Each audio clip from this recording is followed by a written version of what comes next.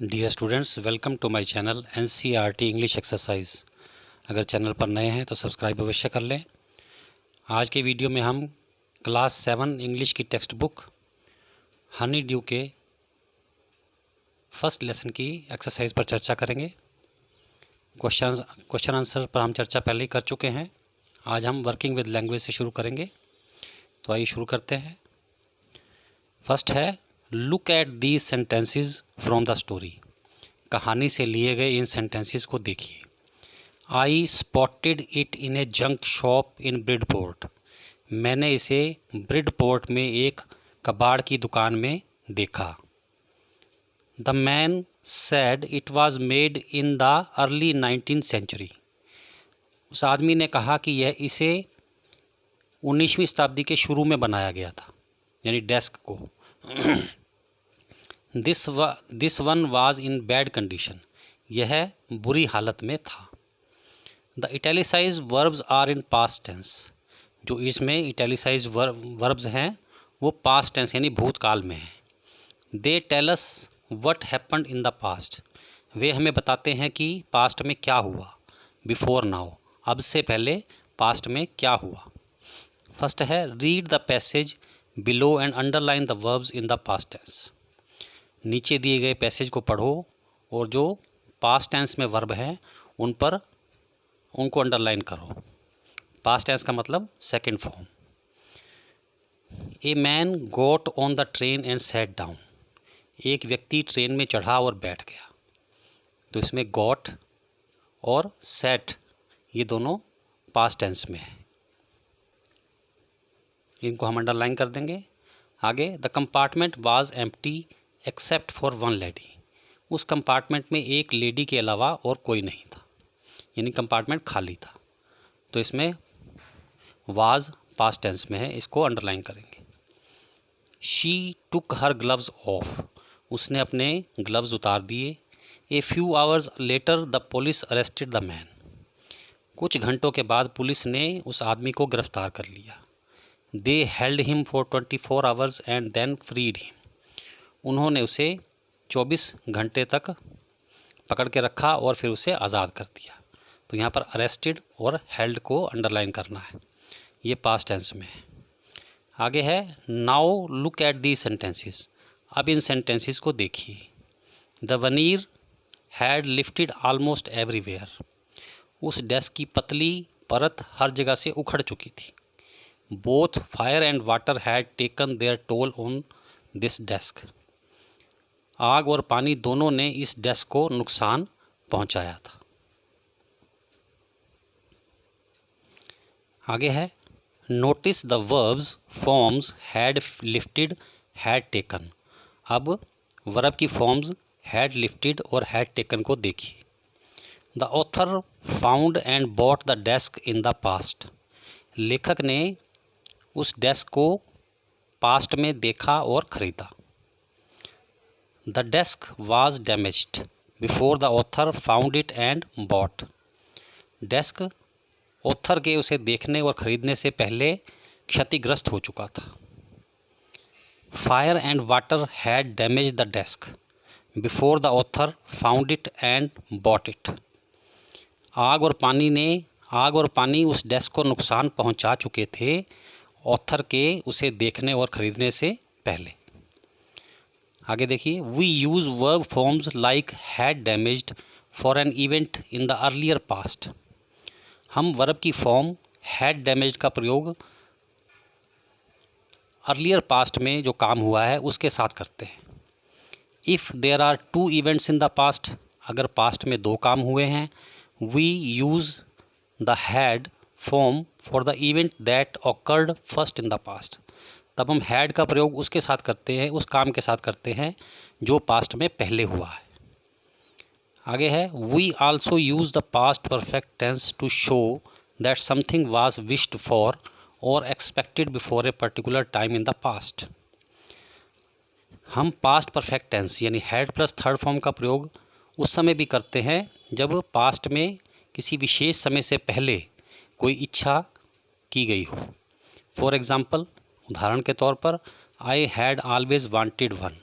मैं हमेशा ही एक चाहता था। यहाँ पर कार भी हो सकता है, कुछ भी हो, साइकिल, स्कूटर, कुछ भी हो सकता है, यानी कि इसमें इच्छा व्यक्त की गई है, तो उसके लिए भी हम पास्ट परफेक्ट यानी हैड प्लस थर्ड फॉर्म का प्रयोग करते हैं।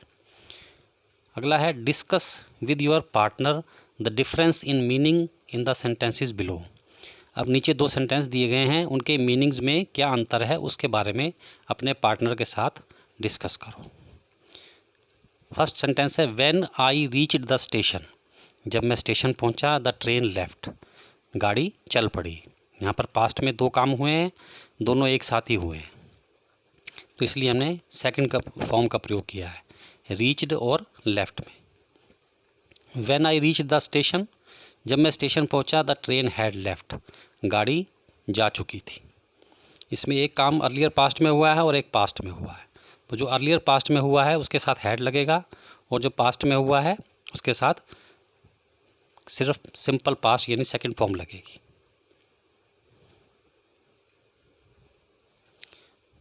सेकंड है fill in the blanks using the correct form of the verbs in the bracket. अब हमने जो ऊपर पढ़ा है उसको ध्यान में रखते हुए हमने ब्रैकेट्स में जो वर्ड दिए गए हैं उनकी करेक्ट फॉर्म हमने फिल इन द ब्लैंक्स में भरनी है।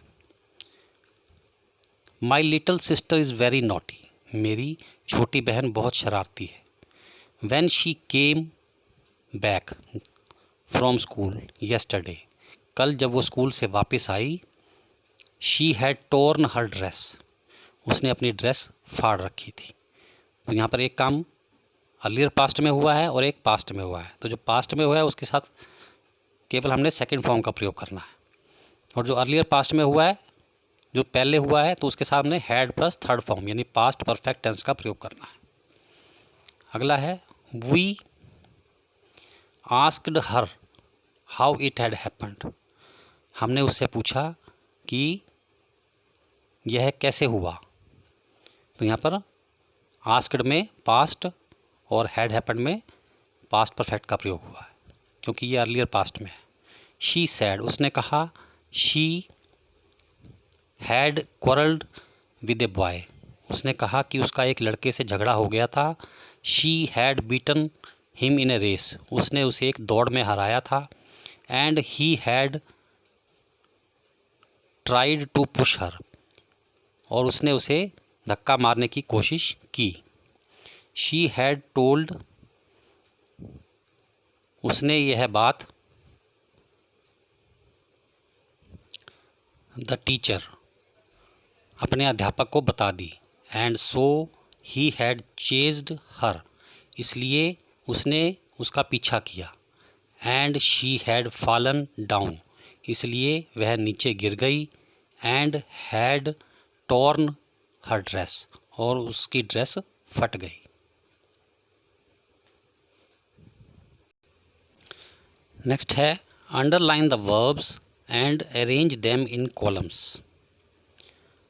वर्ब्स को अंडरलाइन करो और उन्हें 2 कॉलम्स में व्यवस्थित करो, past and earlier past. Past और अर्लियर पास्ट, यानी कि पास्ट मतलब भूतकाल, अर्लियर पास्ट मतलब जो उससे भी पहले हुआ है। फर्स्ट है my friends set out to see the caves in the next town, मेरे मित्र अगले शहर में गुफाएं देखने के लिए रवाना हो गए। तो इसमें सेट आउट को हमने अंडरलाइन किया है, ये पास्ट में है। But I stayed at home, लेकिन मैं घर पर रहा। बिकॉज, क्योंकि I had seen them already, क्योंकि मैंने पहले ही वे गुफाएं देख रखी थी। तो यहाँ पर सेट आउट तो आ जाएगा पास्ट वाले कॉलम में, और स्टेड भी पास्ट वाले कॉलम में, और हैड सीन अर्लियर पास्ट में। अगला when they arrived at the station, जब वो स्टेशन पहुँचे, देयर ट्रेन हैड लेफ्ट, उनकी गाड़ी जा चुकी थी। दे केम बैक होम, वे घर आ गए। बट बाय दैट टाइम, लेकिन तब तक I had gone out to see a movie, मैं एक मूवी देखने के लिए जा चुका था। तो इसमें अराइव्ड और केम आ जाएगा पास्ट वाले कॉलम में, और हैड लेफ्ट और हैड गॉन ये आ जाएगा अर्लियर पास्ट वाले कॉलम में। नेक्स्ट है सो दे सैट आउटसाइड, इसलिए वे बाहर बैठ गए। एंड एट द लंच, और उन्होंने लंच किया। I had packed for them, जो मैंने उनके लिए पैक करके रखा था। तो यहाँ पर सैट और एट आ जाएगा पास्ट वाले कॉलम में, और हैड पैक्ड अर्लियर पास्ट वाले कॉलम में आ जाएगा। अगला, by the time I returned, जब तक मैं वापस आया, दे हैड फॉलन अस्लीप, वे सो चुके थे। तो रिटर्न्ड आ जाएगा पास्ट वाले कॉलम में, और हैड फॉलन आ जाएगा अर्लियर पास्ट वाले कॉलम में। इसके बाद है dictionary work. By the end of the journey we had run out of drinking water, यात्रा के ख़त्म होने तक हमारा पीने का पानी ख़त्म हो गया था। Look at the verb run out of in this sentence, इस सेंटेंस में वर्ब रन आउट को देखिए। It is a phrasal verb, यह एक फ्रेजल वर्ब है। इट हैज़ टू पार्ट्स, इसके दो पार्ट्स हैं, a verb and A preposition और एन एडवर्ब। इसमें एक तो वर्ब है और एक प्रेपोजिशन है। जैसे आप देख रहे हैं, रन में वर्ब है और आउट प्रेपोजिशन है। Phrasal verb often have meanings that are different from the meanings of their parts. Phrasal verb का मतलब उसमें प्रयोग किए गए उसके पार्ट्स से अलग होता है। यानी इसमें रन का मतलब अलग है, आउट का मतलब अलग है, और रन आउट एक फ्रेज बन जाता है, उसका मतलब अलग है। Find these phrasal verbs in the story, इस कहानी में इन फ्रेजल वर्ब को ढूंढिए। Write down the sentences in which they occur, और उन सेंटेंसेस को लिखिए जिसमें ये वर्ब आए हैं। तो आइए अब हम इन सेंटेंसेस को कहानी में से ढूंढकर लिख लेते हैं। तो पहला फ्रेजल वर्ब है बर्न आउट, मतलब जल जाना, डैमेज्ड बाय फायर। तो इसका सेंटेंस कौन सा आया है स्टोरी में? House number 12 turned out to be nothing but a burnt out shell. House number 12 जल चुका था और वहाँ पर केवल एक जला हुआ शेल यानी खोल की तरह बचा हुआ था। अगला है लाइट अप, मतलब चमकना। That was the moment her eyes lit up with recognition, वो ऐसा क्षण था जब उसकी आंखें पहचान के साथ चमक उठी, यानी उसको पहचान कर चमक उठी। अगला है लुक ऑन, मतलब देखना, वॉच्ड। तो इसके लिए लेसन में कौन सा सेंटेंस है? Hans Wolf and I looked on and cheered clapping our hand. Hans Wolf और मैंने एक दूसरे को देखा और तालियां बजाते हुए एक दूसरे को चीयर करने लगे। अगला फ्रेजल वर्ब है रन आउट, मतलब समाप्त होना, खत्म होना, फिनिश्ड। इसके लिए सेंटेंस है the rum and the sausage had long since run out. Rum यानी शराब और जो मांस वो खा रहे थे वो बहुत पहले ही समाप्त हो चुका था। रन आउट मतलब finished.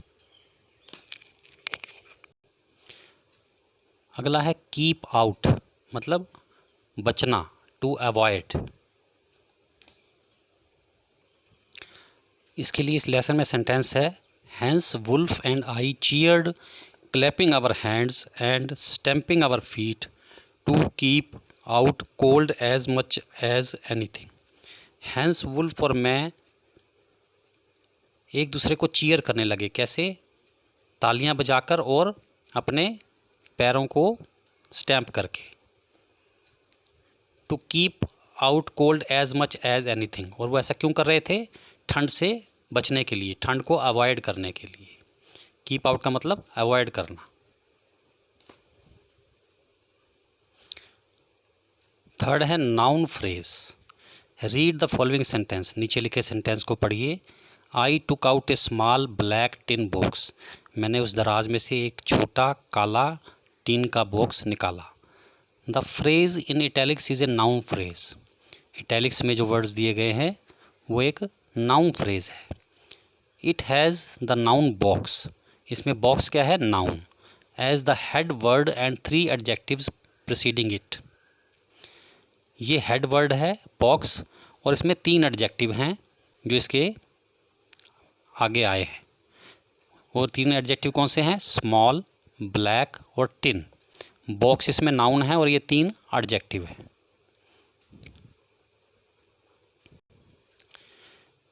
Notice the order in which the adjectives occur. उस क्रम को नोट कीजिए जिसमें ये एडजेक्टिव आए हैं।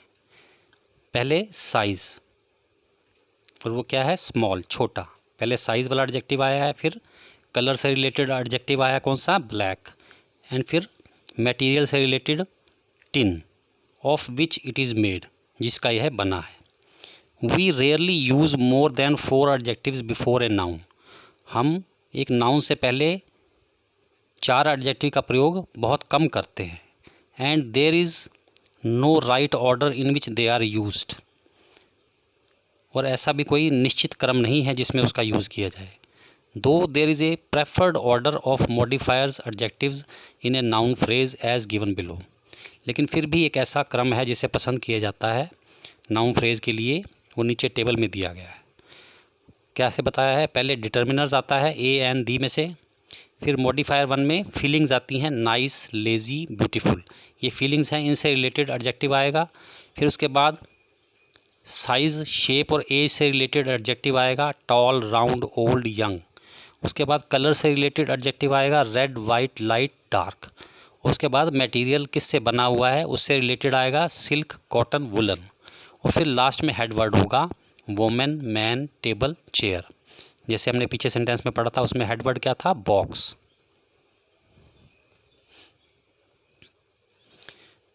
फोर्थ है, the table below contains a list of nouns and some adjectives.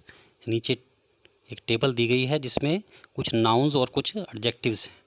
Use as many adjectives as you can to describe each noun. आप जितने चाहें एडजेक्टिव का यूज़ कर सकते हैं उस नाउन का वर्णन करने के लिए। You might come up with some funny descriptions.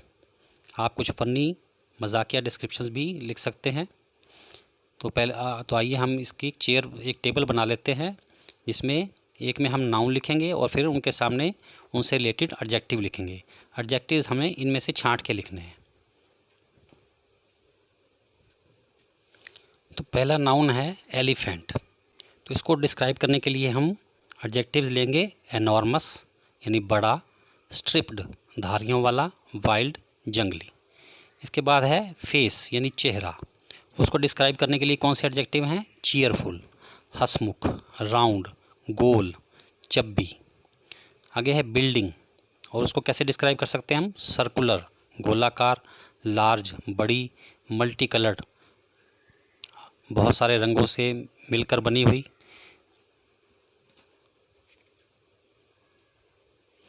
इसके बाद है वाटर, इसको डिस्क्राइब कैसे करेंगे, ब्लू, पानी या तो नीला हो सकता है या ठंडा हो सकता है, कोल्ड। अगला क्वेश्चन राइटिंग से रिलेटेड है। Imagine that you are Jim. अनुमान लगाओ कि आप जिम हैं। You have return to your town after the war. आप एक लड़ाई के बाद वापस अपने शहर में आए हैं। Your diary record how you can feel about the changes you see and the event that occur in your town. आपके शहर में जो परिवर्तन आप महसूस करते हैं उनको अपनी डायरी में रिकॉर्ड कीजिए। You could begin like this. आप इन 2 लाइनों से शुरुआत कर सकते हैं। तो आइए हम इस पर एक पैराग्राफ लिखते हैं। इन 2 लाइनों को पहले लिखेंगे। 25 दिसंबर 1919। It's Christmas today. आज क्रिसमस है। But the town looks very much different from what I had imagined. लेकिन यह मेरा शहर मेरे अनुमान से बिल्कुल अलग दिख रहा है। इट हैज़ बीन रेवेज्ड बाय वार। यह युद्ध के कारण तबाह हो गया है, नष्ट हो गया है। Buildings are in ruins. इमारतें खंडहर बन गई हैं। And there is graveyard silence. और वहाँ पर एक कब्रिस्तान के जैसी शांति है। My own house burnt when it was hit by a bombardment. मेरा अपना घर बमबारी के कारण नष्ट हो गया। द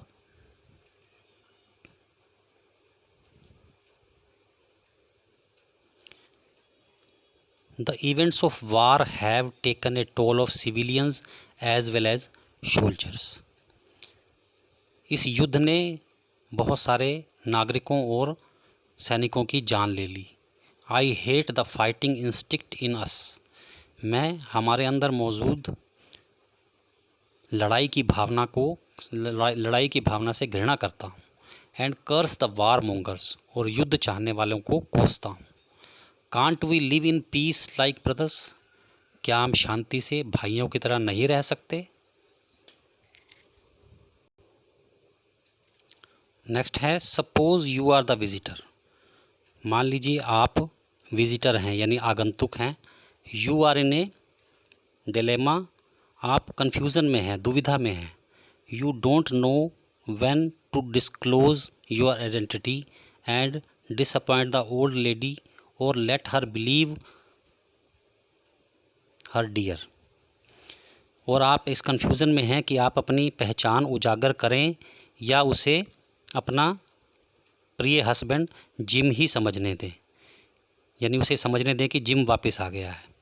इस दुविधा में है. Write a letter to a friend highlighting your anxiety fears and feelings. अपने मित्र को एक पत्र लिखो अपनी चिंता, डर और भावनाओं को व्यक्त करते हुए. तो इस प्रकार हम लेटर लिखेंगे. पहले हमें एड्रेस लिखना है 12A ब्लॉक 4 डोरसेट अगस्त 10, 2009. फिर हम अपने मित्र का नाम लिखेंगे dear John. I am in a dilemma. मैं कन्फ्यूज़न में हूँ, दुविधा में हूँ. It seems to be insolvable. मुझे इसका कोई हल नज़र नहीं आ रहा. I therefore seek your help in making a decision. इसलिए मैं निर्णय लेने में तुम्हारी सहायता चाहता हूँ. You know. तुम जानते हो. I had purchased an old desk. मैंने एक पुराना डेस्क खरीदा था. Inside it I goat A box containing an old letter. इसके अंदर मुझे एक बॉक्स मिला जिसमें एक पुरानी लेटर थी. It was written by Jim a British soldier to his wife. यह एक ब्रिटिश सोल्जर जिम के द्वारा अपनी पत्नी को लिखा गया पत्र था. I decided to deliver that letter to his wife at Bridport. मैंने यह पत्र उसकी पत्नी को ब्रिडपोर्ट में देने का फैसला किया. I reached her house. मैं उसके घर पहुंचा. She was 101 years old when I gave her the letter. जब मैंने उसको पत्र दिया तो वह 101 साल की थी. His eyes lit up. उसकी आंखों में चमक आ गई. She mistook me for her husband. उसने मुझे अपना पति समझ लिया. She was excited and kissed me. वह बड़ी उत्सुक हो गई और उसने मुझे चूमा. She didn't listen to what I tried to tell her about my identity. उसने वह नहीं सुना जो मैंने अपनी पहचान को बताने के लिए कहा, यानी अपनी पहचान बताने के लिए मैंने उसे जो कहा वो उसने नहीं सुना. आई डोंट नो वेदर और not I should tell who I am. मुझे नहीं पता कि मुझे उसे बताना चाहिए कि नहीं कि मैं कौन हूँ. I only walked away from her quickly. मैं जल्दी से उसके पास से चला गया. अगला है given below is the outline of a story. नीचे एक स्टोरी की आउटलाइन दी गई है. Construct the story using the outline.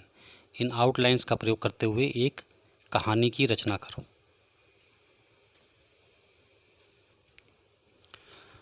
तो स्टोरी हम इस प्रकार लिखेंगे. It was the year 1930. यह 1930 का साल था. India was a British colony.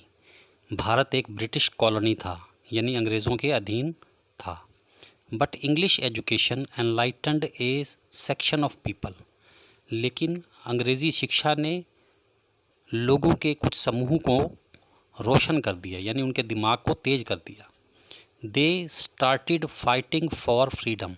उन्होंने आज़ादी के लिए लड़ना शुरू कर दिया. A young newly married doctor was implicated in a conspiracy case. एक नया विवाहित डॉक्टर एक षड्यंत्र में फंस गया. He was sent to black waters. काला पानी, उसे काले पानी भेज दिया गया। काला पानी एक जगह है अंडमान निकोबार के पास जहाँ पर कैदियों को रखा जाता था। It was the place where many freedom fighters were sent for life imprisonment. यह ऐसी जगह थी जहाँ पर अनेक स्वतंत्रता सेनानियों को उम्र कैद के लिए भेज दिया जाता था।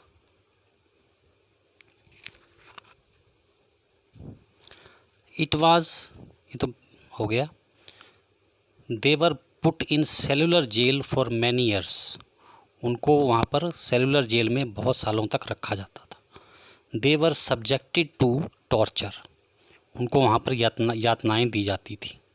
The doctor was hanged. Doctor को फांसी की सज़ा दे दी गई। But his wife kept waiting for the return of his husband. लेकिन उसकी पत्नी उसके वापस आने का इंतज़ार करती रही। She grew old. वह बूढ़ी हो गई। However her hope and faith did not fade.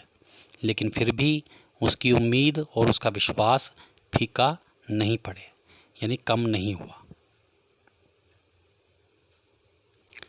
Dear students, इसी के साथ आज का वीडियो समाप्त होता है। अगर आपको इसमें कुछ भी अच्छा लगा है तो लाइक और शेयर अवश्य करें। Thanks for watching. God bless you.